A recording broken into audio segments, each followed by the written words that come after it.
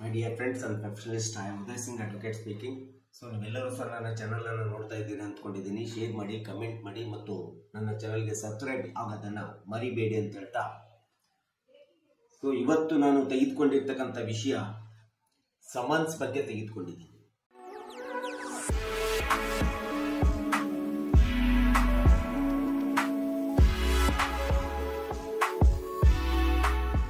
So ಸಹಜವಾಗಿ summons ಎಂಬ ಪದ ಇವತ್ತು ನ್ಯಾಯಾಲಯದಲ್ಲಿ ಉಪಯೋಗಿಸುವಂಥದ್ದು, ನ್ಯಾಯಾಲಯದ ಕಚೇರಿಯಿಂದ ಒಂದು ಬಿಡುಗಡೆಯಾಗುವಂತ ಒಂದು ಪತ್ರ ಅಂತೇಳಿ ನಾವು ಅಂದ್ಕೊಂಡಿದ್ದೀವಿ. ಯಾವುದೇ ಒಂದು ಸಿವಿಲ್ ಅಥವಾ ಕ್ರಿಮಿನಲ್ ದಾವೆಯನ್ನ ಹೂಡಿದಂತ ಸಂದರ್ಭದಲ್ಲಿ ಮೊಟ್ಟ ಮೊದಲನೇದಾಗಿ ಸಮನ್ಸ್ ಎಂಬತಕ್ಕಂಥದ್ದು ಒಂದು ಅತಿ ಪ್ರಮುಖವಾದಂತ ಪಾತ್ರ ನಿರ್ವಹಣೆ ಮಾಡ್ತದೆ. ಯಾವುದೇ ಒಂದು ದಾವೆ ಒಳಗಡೆ ಯಾರಾದರೂ ನಿಮ್ಮ ಮೇಲೆ ಒಂದು ಸಿವಿಲ್ ಕೇಸನ್ನ ಹೂಡಿದಂತ ಸಂದರ್ಭದಲ್ಲಿ ಅಥವಾ ಕ್ರಿಮಿನಲ್ ಕೇಸನ್ನು ಹೂಡಿದಂತ ಸಂದರ್ಭದಲ್ಲಿ ನ್ಯಾಯಾಲಯದಿಂದ ಫಿರ್ಯಾದಿದಾರನ ಪರವಾಗಿ ಅಥವಾ ದೂರುದಾರನ ಪರವಾಗಿ ಪ್ರತಿವಾದಿಗೆ ಅಥವಾ ಆರೋಪಿಗೆ ಮಾನ್ಯ ನ್ಯಾಯಾಲಯ ಕೊಡುವಂತ ಒಂದು ಪತ್ರವನ್ನ ಅಥವಾ ನೋಟಿಸ್ ಅನ್ನ ನಾವು ಸಹಜವಾಗಿ ಸಮನ್ಸ್ ಅಂತೇಳಿ ನಾವು ಹೇಳ್ತೀವಿ. ಸೊ ಇನ್ನೊಂದು ವಿಷಯದಲ್ಲಿ ಹೇಳ್ಬೇಕಂದ್ರೆ ನ್ಯಾಯಾಲಯದಿಂದ ಬರುವಂತ ಒಂದು ಕಚೇರಿಯ ಆದೇಶವನ್ನು ಸಹ ನಾವು ಸಮನ್ಸ್ ಅಂತೇಳಿ ಸಹ ಹೇಳ್ಬೋದು. ಆರೋಪಿ ಅಥವಾ ಪ್ರತಿವಾದಿ ತನ್ನದೇ ಆದಂತ ದಾವೆಯನ್ನ ನ್ಯಾಯಾಲಯದೊಳಗಡೆ ಬಂದು ಉತ್ತರಿಸಲಿಕ್ಕೆ, ಸಮರ್ಥನೆ ಮಾಡಿಕೊಳ್ಳಿಕ್ಕೆ ನ್ಯಾಯಾಲಯ ಕೊಡುವಂತ ಒಂದು ಮಾಹಿತಿ ಏನಿದೆ, ಪತ್ರ ಏನಿದೆ, ಆ ಮಾಹಿತಿ ಪತ್ರ ನಾವು ಸಹಜವಾಗಿ ಸಮನ್ಸ್ ಅಂತೇಳಿ ನಾವು ಅಂದ್ಕೊಳ್ತಾ ಇದ್ದೀವಿ. ಈ ಸಮನ್ಸ್ ಎಂಬತಕ್ಕಂಥ ಪದ ಸಿನಾನಿಮಸ್ ವರ್ಡ್ ಆಗಿ ನಾವು ನೋಡಿದಾಗ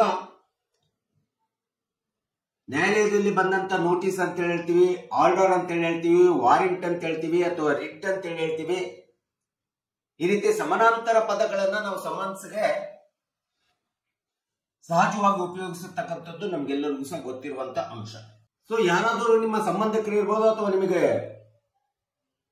ಯಾವುದೇ ಒಂದು ವ್ಯಾಜ್ಯ ಬಂದಂತ ಸಂದರ್ಭದಲ್ಲಿ ನಿಮ್ಮ ಆಸ್ತಿ, ಮನೆ ಅಥವಾ ನಿಮ್ಮ ಭೂಮಿಯ ಮೇಲೆ ಒಂದು ದಾವೆಯನ್ನ, ಸಿವಿಲ್ ದಾವೆಯನ್ನು ಹೂಡಿದಂತ ಸಂದರ್ಭದಲ್ಲಿ ಅಥವಾ ಯಾವುದೇ ಒಂದು ಕ್ರಿಮಿನಲ್ ದಾವೆಯನ್ನು ಸಹ ಹೂಡಿದಂತ ಸಂದರ್ಭದಲ್ಲಿ ನ್ಯಾಯಾಲಯ ಆರೋಪಿಗೆ ಅಥವಾ ಪ್ರತಿವಾದಿಗೆ ನಿಮ್ಮದೇ ಆದಂತ ಪ್ರತ್ಯುತ್ತರವನ್ನ ನ್ಯಾಯಾಲಯಕ್ಕೆ ಬಂದು ಕೊಡಿ ಎಂಬತಕ್ಕಂತ ಹೇಳ್ತಕ್ಕಂಥದ್ದು ನಾವು ಸಮನ್ಸ್ ನಲ್ಲಿ ಕಾಣ್ತಾ ಇದ್ದೀವಿ. ಈ ರೀತಿ ನ್ಯಾಯಾಲಯದಿಂದ ಬಂದಿರತಕ್ಕಂಥ ಯಾವುದೇ ಸಮನ್ಸ್ಗಳನ್ನ ನೀವು ಆರೋಪಿ ಆಗ್ಲಿ ಅಥವಾ ಪ್ರತಿವಾದಿಗಳಾಗ್ಲಿ ಒಂದು ನೆಗ್ಲಿಜೆನ್ಸ್ ಮಾಡಬಾರ್ದು. ಒಂದು ವೇಳೆ ನೆಗ್ಲಿಜೆನ್ಸಿ ಮಾಡಿದ್ದೆ ಆದ್ರೆ ಅದು ಪುನಃ ಮತ್ತೆ ಪೊಲೀಸ್ ರಿಪೋರ್ಟ್ ಆಗುತ್ತೆ, ಕಂಪ್ಲೇಂಟ್ ಆಗುತ್ತೆ, ಮತ್ತೆ ನಿಮಗೆ ಅದನ್ನ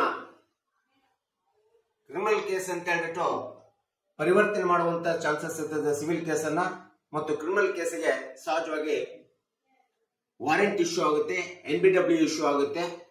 ಸೊ ಈ ರೀತಿಯಾದಂತ ಸಮನ್ಸ್ ಅನ್ನ ನೆಗ್ಲಿಜೆನ್ಸಿ ಮಾಡಿದಾಗ, ತಿರಸ್ಕಾರ ಮಾಡಿದಂತ ಸಂದರ್ಭದಲ್ಲಿ ಅಥವಾ ನ್ಯಾಯಾಲಯದ ಈ ಒಂದು ಸಮನ್ಸ್ ಆದೇಶವನ್ನ ತಿರಸ್ಕರಿಸಿದಂತ ಸಂದರ್ಭದಲ್ಲಿ ಮತ್ತೆ ನಿಮಗೆ ಕಾನೂನಿನ ಕ್ರಮ ಜರುಗಿಸತಕ್ಕಂಥದ್ದನ್ನ ನಾವು ಸಹಜವಾಗಿ ನೋಡ್ತಾ ಇದ್ದೀವಿ. ಯಾಕಂದ್ರೆ ನ್ಯಾಯಾಲಯದಿಂದ ಬಂದಂತ ಯಾವುದೇ ಒಂದು ನೋಟಿಸ್ ಆಗ್ಲಿ, ಸಮನ್ಸ್ ಆಗ್ಲಿ, ಅದನ್ನ ತಿರಸ್ಕಾರ ಮಾಡೋದರಿಂದ ನೀವು ನ್ಯಾಯಾಂಗ ನಿಂದನೆ ಮಾಡದಂತಾಗುತ್ತೆ, ಕಾನೂನನ್ನು ಉಲ್ಲಂಘನೆ ಮಾಡದಂತಾಗುತ್ತೆ ಮತ್ತು ನಿಮಗೆ ಕಾನೂನಿನ ಮೂಲಕ ಮತ್ತೆ ಶಿಕ್ಷೆ ಅಥವಾ ಕ್ರಮಕ್ಕೆ ಜರುಗಿಸಲಿಕ್ಕೆ ನೀವೇ ಅವಕಾಶ ಮಾಡಿಕೊಟ್ಟಂತಾಗುತ್ತೆ. ಸೊ ಇನ್ನ ಲೀಗಲ್ ನೋಟಿಸು ಮತ್ತು ಸಮನ್ಸು ಇವೆರಡರಲ್ಲೂ ಸಹ ವ್ಯತ್ಯಾಸ ಇರ್ತಕ್ಕಂಥದ್ದು ಸಹ ನೀವು ನೋಡಬಹುದು. ಲೀಗಲ್ ನೋಟಿಸ್ ಎಂಬತಕ್ಕಂಥದ್ದು ಬೇರೆ, ಸಮನ್ಸ್ ಎಂಬತಕ್ಕಂಥದ್ದು ಬೇರೆ. ಲೀಗಲ್ ನೋಟಿಸ್ ಅಂದ್ರೆ ಒಂದು ದಾವೆಯನ್ನು ನಿಮ್ಮ ಮೇಲೆ ಹಾಕುವುದಕ್ಕಿಂತ ಮುಂಚಿತವಾಗಿ, ಅದು ಸಿವಿಲ್ ಆಗಲಿ ಕ್ರಿಮಿನಲ್ ದಾವೆ ಆಗಲಿ, ಹಾಕುವುದಕ್ಕಿಂತ ಮುಂಚಿತವಾಗಿ ದೂರುದಾರ ಅಥವಾ ಫಿರ್ಯಾದಿದಾರ ಒಬ್ಬ ವಕೀಲರನ್ನ ಇಟ್ಕೊಂಡು ಆ ವಕೀಲರ ಮೂಲಕ ನೀವು ಈ ರೀತಿಯಾದಂತ ನಮ್ಮ ಫಿರ್ಯಾದಿದಾರನ ಜೊತೆಗೆ ಇಂಥ ಒಂದು ವ್ಯವಹಾರ ಮಾಡಿದ್ರೆ, ಇಂಥ ಒಂದು ವ್ಯವಹಾರದ ಜೊತೆಗೆ ಇಂಥ ಒಂದು ದಾವೆಯ ಜೊತೆಗೆ ನೀವು ವ್ಯವಹಾರ ಆಗಿದೆ, ಇದ್ರ ಬಗ್ಗೆ ನೀವು ಯಾವುದೇ ರೀತಿಯಾದಂತ ಒಂದು ಉತ್ತರವನ್ನ ಕೊಡಬೇಕಾದ್ರೆ ನೀವು ಯಾವುದೇ ಈ ದಾವೆಯನ್ನ, ಈ ಒಂದು ವ್ಯವಹಾರವನ್ನ, ಈ ಒಂದು ವ್ಯಾಜ್ಯವನ್ನು ನೀವು ಬಗೆಹರಿಸ್ಕೋಬೇಕಂತಂದ್ರೆ ಫಿರ್ಯಾದಿದಾರನ ಮೂಲಕ ಪರವಾಗಿ ನಾನು ಈ ಒಂದು ನೋಟಿಸ್ ಅನ್ನ, ಲೀಗಲ್ ನೋಟಿಸ್ ಅನ್ನು ಕಳಿಸ್ತಾ ಇದ್ದೀನಿ.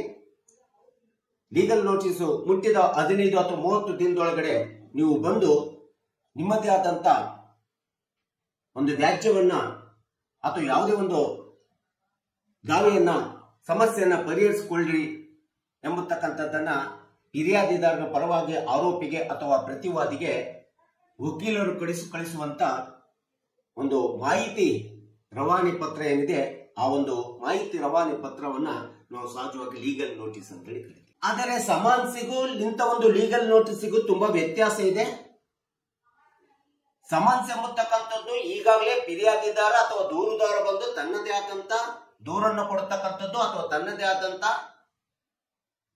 ದಾಖಲೆಗಳನ್ನು ತೆಗೆದುಕೊಂಡು ಬಂದು ವಕೀಲರಿಗೆ ಕೊಟ್ಟು ವಕೀಲರನ್ನ ನೇಮಿಸಿ ಆ ಒಂದು ವಕೀಲರು ತಮ್ಮದೇ ಒಂದು ದೂರುದಾರನ ದಾಖಲೆಗಳನ್ನು ತೆಗೆದುಕೊಂಡು ತನ್ನದೇ ಆದಂತ ಒಂದು ದೂರನ್ನ ತಯಾರು ಮಾಡಿ ಅಥವಾ ಪ್ಲೈಂಟ್ ಅನ್ನು ತಯಾರು ಮಾಡಿ ನ್ಯಾಯಾಲಯದಲ್ಲಿ ಫೀಸನ್ನು ತುಂಬಿ ದಾವೆಯನ್ನು ಹೂಡಿ ಆ ದಾವೆಯನ್ನ ರಿಜಿಸ್ಟರ್ ಆದ ನಂತರ ನ್ಯಾಯಾಲಯ ಫಿರ್ಯಾದಿದಾರನ ಪರವಾಗಿ ಅಥವಾ ದೂರುದಾರರ ಪರವಾಗಿ ರಿಜಿಸ್ಟರ್ ಆದ ತಾವು ಹೂಡಿದಂತ ರಿಜಿಸ್ಟರ್ ಆದಂತ ದಾವೆಗೆ ಒಂದು ಸಮನ್ಸ್ ಅನ್ನ ನೋಟಿಸ್ ಅನ್ನ ಆರೋಪಿಗೆ ಅಥವಾ ಪ್ರತಿವಾದಿಗೆ ನ್ಯಾಯಾಲಯದ ಮೂಲಕ ನ್ಯಾಯಾಲಯದಲ್ಲಿರ್ತಕ್ಕಂಥ ಸಿವಿಲ್ ಕೇಸ್ ನಲ್ಲಿ ಬಂದ್ರೆ ಸಮನ್ಸ್ ಸರ್ವರ್ಸ್ ಅಂತೇಳಿ ಇರ್ತಾರೆ, ಸಿಬ್ಬಂದಿ ಇರ್ತಾರೆ.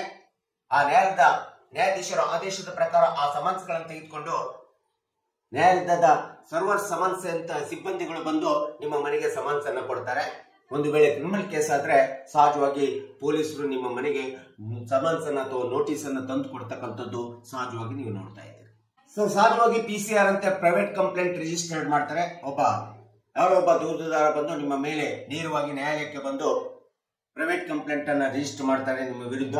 ಆ ರೀತಿ ಪ್ರೈವೇಟ್ ಕಂಪ್ಲೇಂಟ್ ರಿಜಿಸ್ಟರ್ ಮಾಡಿದಂತ ಸಂದರ್ಭದಲ್ಲಿ ಸಹಜವಾಗಿ ನಿಮಗೆ ಪೊಲೀಸರು ಬಂದು ಸಮನ್ಸ್ ಅನ್ನು ಕೊಡ್ತಾರೆ. ಆ ಸಮನ್ಸ್ ಅನ್ನು ನೀವೇನಾದ್ರು ನೆಗ್ಲಿಜೆನ್ಸ್ ಮಾಡಿದಂತ ಸಂದರ್ಭದಲ್ಲಿ section 2 red with section 2X ಪ್ರಕಾರ ಮತ್ತೆ ನೀವು ಜೈಲು ಶಿಕ್ಷೆಗೆ 2 ವರ್ಷ ಜೈಲು ಶಿಕ್ಷೆಗೆ ಒಳಗಾಗ್ತೀರಿ. ಮತ್ತೆ ನಿಮಗೆ ಅದೇ ನ್ಯಾಯಾಲಯ ಮತ್ತೆ ಪೊಲೀಸ್ ಮೂಲಕ NBW ನಾನ್ ಬೇಲೇಬಲ್ ವಾರೆಂಟ್ ಅನ್ನ ಇಶ್ಯೂ ಮಾಡತಕ್ಕಂಥದ್ದನ್ನ ನಾವು ನೋಡ್ತಾ ಇದ್ದೀವಿ. ಈ ರೀತಿ ಸಮನ್ಸ್ ಆಗ್ಲಿ ಇನ್ಯಾವುದೇ ಪೊಲೀಸ್ ಮೂಲಕ ಬರುವಂತ ವಾರೆಂಟ್ಗಳಾಗ್ಲಿ ಒಮ್ಮೆ ಕೊಟ್ಟಂತ ಸಮನ್ಸಿಗೆ ವಾರೆಂಟಿಗೆ ನೀವು ನ್ಯಾಯಾಲಯಕ್ಕೆ ಬಂದು ತಕ್ಷಣದಲ್ಲಿ ಉತ್ತರ ಕೊಟ್ಟು ಬಿಡ್ಬೇಕು ಎಂಬತಕ್ಕಂಥದ್ದು ಇರೋದಿಲ್ಲ. ಸಮನ್ಸ್ ಆಗ್ಲಿ ವಾರೆಂಟ್ ಆಗ್ಲಿ 1 ಬಾರಿ 2 ಬಾರಿ 3 ಬಾರಿ ನ್ಯಾಯಾಲಯ ನಿಮಗೆ ಅಂತ ಒಂದು ಸಮನ್ಸ್ ಗಳನ್ನ ಅಥವಾ ವಾರೆಂಟ್ ಗಳನ್ನ ನೋಟಿಸ್ ಗಳನ್ನ ಕಳಿಸ್ತಾ ಇರ್ತದೆ. ಈ ರೀತಿ ನಿಮಗೆ ಸಮನ್ಸ್ ಅಥವಾ ನೋಟಿಸ್ ಅನ್ನ ರೀಇಶ್ಯೂ ಮಾಡಲಿಕ್ಕೆ ಮತ್ತೆ ಪುನಃ ಕಳಿಸಿಕೊಡಿ ಎಂಬತಕ್ಕಂಥ ಅವಕಾಶವನ್ನು ವಕೀಲರಿಗೆ ಕೊಟ್ಟಿರ್ತದೆ. ವಕೀಲರು ಅದನ್ನ ರೀಇಶ್ಯೂ ಮಾಡಿಸ್ತಾರೆ. ಅದನ್ನ ಸಂಬಂಧಪಟ್ಟಂತ ನ್ಯಾಯಾಲಯದ ಕಚೇರಿ ಸಿಬ್ಬಂದಿ ಇರ್ಬೋದು ಅಥವಾ ಪೊಲೀಸರು ಸಮನ್ಸ್ ಗಳನ್ನ ನಿಮಗೆ ತಂದು ಕೊಡುವಂತ ಸಂದರ್ಭದಲ್ಲಿ ಅದನ್ನ ಸ್ಪಷ್ಟವಾಗಿ ಸ್ವೀಕರಿಸತಕ್ಕಂಥದ್ದು ತುಂಬಾ ಅವಶ್ಯಕತೆ ಇರ್ತದೆ.